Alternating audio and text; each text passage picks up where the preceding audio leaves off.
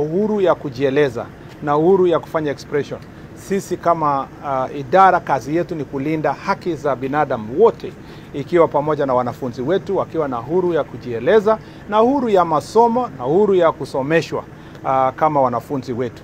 Na atungependa kabisa kwamba mambo yanayohusikana na masomo ya watoto wetu ielekezwe kwa upande ya kwa mambo ya security ama insecurity, kwa sababu kazi yetu ni kulinda watoto wetu. Uhuru ya watoto wetu kusema lazima ulindwe, na pia wakati tunasomesha watoto wetu lazima tuwapatie nafasi wa kupata masomo ya kila aina bila kusema kwamba tunasurutisha kwa njia moja ama nyingine. Lakini pia tuko na jukumu kama wazazi na kama serikali kuhakikisha masomo yenye inafanyika shuleni sio ile yenye inaleta watoto wetu katikati ya wanasiasa.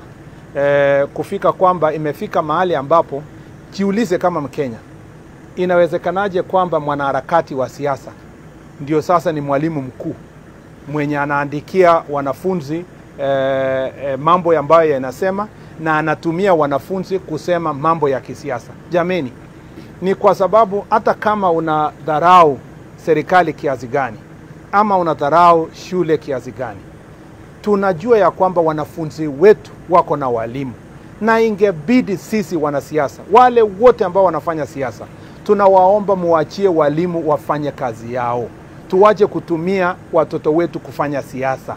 Mpaka imefika wakati ambapo mtu mwenye kabisa tunajua ako mrengo fulani ya kisiasa, yeye ndio mwalimu mkuu ya mambo ya kuendeleza siasa kupitia wanafunzi.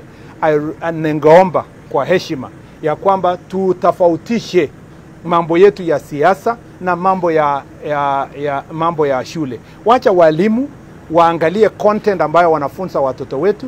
Walimu wenyewe wanajua boundaries, wanajua jinsi ya kutumia lugha, wanajua jinsi ya kukosoa serikali na society kupitia lugha ambayo itasaidia wanafunzi wetu wajue hizi ni haki za binadamu ambayo inafaa, hivi ndio inji lazima iendeshwe. Lakini pia walimu wanajua mipaka ya kiheshima.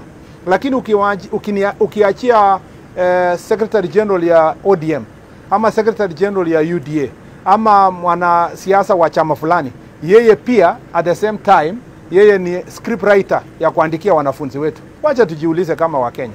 Saa hizi Mheshimiwa Omar Hassan akitumwa na chama cha UDA ambayo iko katika serikali, ambiwe yeye ndio anaandikia wanafunzi wa Mombasa ati script ya kwenda kupeleka national. Wakenya wangapi watakasirika tukianza kutumia wanafunzi wetu kuendeleza siasa ya UDA? Hata kama UDA ni chama ambayo iko serikali, itatupatia haibu kama Wakenya. Vivyo hivyo siasa za upinzani izitumiwe kuendeleza siasa ya watoto wetu.